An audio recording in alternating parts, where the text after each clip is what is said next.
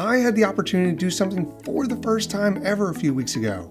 Attend CES. CES. I'll tell you what, for how fun it was to see thousands of different booths, some really stretching the definition of consumer electronics, it was also equally overwhelming. Day one, I stepped into the main floor at the Venetian and was blown away by the sheer scale of the event and also how many e-bike booths there were. The first thing we had to do was to get a temporary tattoo. Well, my wife did, I just watched. My goal was to walk around and find cool products to discuss and possibly interview some people about, but my brain was short-circuiting, so we kinda just aimlessly walked around while I stared at cool stuff. The first booth that caught my eye was a brand called IceFlow, and they make cooling devices not only for your processors and Monster energy drinks, but for all kinds of industrial applications like high-powered lighting and even devices used to transport organs. I then stopped by the Neewer booth to geek out on some lighting and camera gear,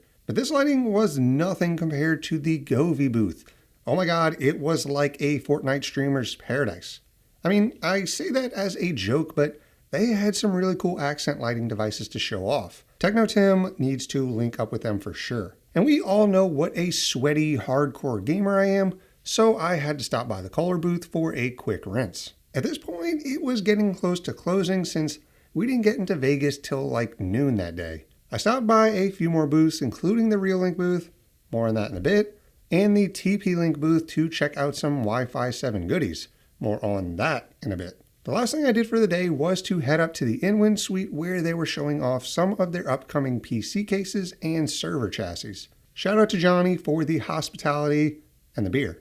Day two, I went in with a different mindset. I was going to be more focused and actually talk to some people instead of being an introverted creep with a camera. I headed over to the Reolink booth to film a video for them since they were the sponsors of the entire trip and this video.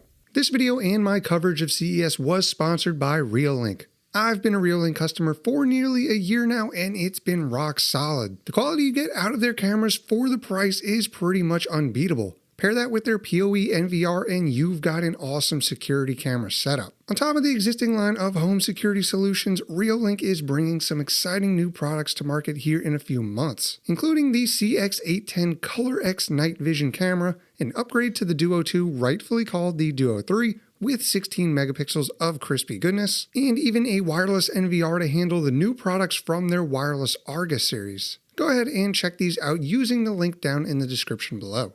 After that, I immediately headed over to the TP-Link booth to get some more info on their Wi-Fi 7 products. Okay, we're here at the TP-Link booth, and specifically what I wanted to see are some of the Wi-Fi 7 devices you guys have, which is pretty new, right? Yeah, so Wi-Fi 7 standard, actually it was just ratified this week. So some of our devices are Wi-Fi 7 certified as of now. It is a hot new technology. I mean, consumers still wrapping around Wi-Fi 5 and Wi-Fi 6 came out, and quickly you had 6E and now 7. I think the biggest thing about Wi-Fi 7 is speed, and it's maybe the easiest positioning around a new Wi-Fi technology, right? You get faster speeds, but the fact is that you get this major jump to 33 gigs of Wi-Fi speed on our flagship product. The standard goes all the way up to 48 gigs. But I'll tell you that one of the big benefits from Wi-Fi 7 is multi-link operation, and it is the idea that you can aggregate all your bands together to get better performance. So up until Wi-Fi 7, you would connect to your 6 gig band or 5 gig band or 2.4 gig band. And if there were some issues, you would have to reconnect to the next band. Yeah. With Wi-Fi 7, it will aggregate as it needs dynamically. One thing people are kind of wondering is when we're going to start seeing Wi-Fi 7 client devices. Because you can have all the Wi-Fi 7 routers and mesh devices, but until we get some Wi-Fi 7 phones and laptops, we can't use them. So any inside scoop on when we're going to see any type of Wi-Fi 7 clients? You are going to see more devices. I mean, as of right now, you have the Pixel 8, you have the OnePlus phone, you have a few devices out there. There's an Asus laptop that actually supports it. But from TP-Link's side, we're also doing our part. So we're actually going to launch a USB Wi-Fi 7 adapter, a PCIe Wi-Fi 7 adapter, Wi-Fi 7 range extenders. And it's something that in 2024, it'll be exciting because you will see a big push for it. At this point, it was time to head downstairs to Eureka Park in the Venetian which is essentially the wild, wild west of CES. My smooth brain caught a glimpse of a server that was submerged in oil, so I had to see what that was about. Yeah, I see a one-use server. It's in oil. So what is this all about? Yeah, this is a very specific oil. Of course, it's linked with old immersion cooling technologies. It's produced by Total Energy, and this is the very first that is used cooking oil. This sounds great, but it's really true. It's almost like water. The viscosity is lower than water, but it's almost like this. So it's really, and it's the best way, it's the most efficient way to cool all electronic components. So with a DLC, direct liquid cooling with the water, it's a mess, to be honest. In terms of maintenance, it's a mess also. Yeah, because you have to run directly to heat blocks for your CPUs, your GPUs. You have to have direct plumbing to this. With this, you can just plop the whole thing in there and run probably just one water system, do the heat transfer from the oil to the water. Exactly. Yeah, so to sum up, it's really the most radical one, but it's the most efficient one. Right. Also. Another awesome setup was the Apex storage booth with their 21-slot NVMe PCIe card. You may have seen my dedicated video on it, but if you haven't, go check that out. Mike is super passionate about this product, and it was awesome talking to him. Our whole goal was to completely maximize and just use all of the bandwidth possible on PCI Express Gen 4. Charge had some cool products on display, and the one that caught my eye was a little NVMe USB-C drive that had a built-in fan. Basically a thumb drive on steroids. And then I saw something that I've wanted to buy for a while. So I've always wanted one of these square monitors. The weird square aspect ratio, it's 16 by 18. But as someone who edits videos, having this setup with two essentially 16 by 9 views, one on top of each other, would be fantastic. And it comes with a built-in webcam, even cooler. And this is from InnoCN. Then on my way to grab lunch, I was distracted by blinky lights, which were being powered wirelessly. So we do wireless power at a distance using radio waves. So we do that with this radio transmitter that's sending out radio waves at 915 megahertz at 1 watt. It creates a field that looks about like that. Then we can take any device that has a receiver antenna and is enabled with our patented harvester chips and put that in the field. It then captures the energy from the RF, converts it into DC power, and then in this case it's lighting up an LED. The closer you get, the more power you receive. As you get farther away, it starts to dim. So we can use this to either trickle charge batteries throughout the course of a day, or for low power applications, directly power devices, eliminating the need for a battery. How much power are you looking at from like right here versus like maybe a foot away? Right here is technically 1 watt, but this follows the inverse square law. So every time you double the distance away from the source, it's 4 times as much power that you've lost. Yeah, we came out with this particular transmitter last year. It's called our Ubiquity, and it's meant for like IoT devices in the home, hence its nice sleek look. But so it's designed to pretty much just sit up against your wall and then cast out to all of the devices in the room to charge them. So it would, whether it be your thermostat, we have a guy in there to measure the amount of water in a plant, things like that. That would always be powered by batteries. You can now potentially eliminate the need for the battery or make it so you don't have to charge it ever. So over here we have an Arlo camera that we put on a wall. So it's an Arlo camera that we enabled to have our charging into it. So we can't directly power this camera. It requires way too much power. But most of the day it's not turned on, so it's just sitting passive, not using any energy. For the rest of that time, we can be charging it from the other side of the wall with a transmitter and top off its batteries, making it so you either never have to take it down to recharge them or significantly increase the life. And this is the same as that one over there? It's a different model, but it's essentially the same. The same, like internal, same power?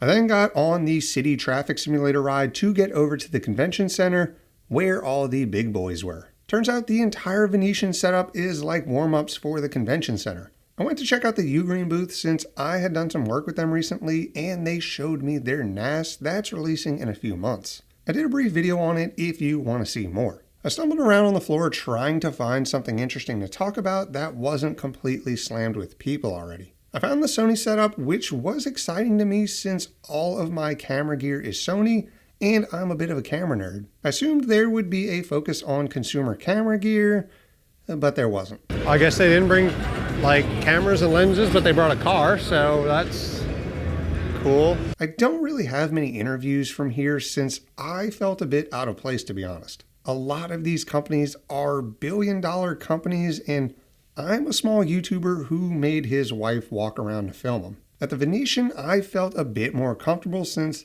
it seemed like a lot of the booths were managed by the creators of the products and were much more eager or excited to talk to me. For example, I went to the Gigabyte booth where I asked someone if they wanted to talk to me about all the cool servers they had on display, and I'm paraphrasing here, but the response I got was basically, "You seem to already know everything, so I can't really provide anything else for you." I mean, I get that not everyone there is going to be some technical expert, but like, all I did was read the description next to the servers and use my basic knowledge of hardware to make some assumptions, which you can see in the video that I made. And like, could you imagine me walking into the LG booth where they're used to talking with creators like Linus and Zach from Jerry Rig Everything? I don't know, maybe I'm overthinking it, but it's something I'll try to be better at for next year. Day 3, which was my final day, we headed back to the convention center to finish exploring since we only made it through like half of the area on day 2.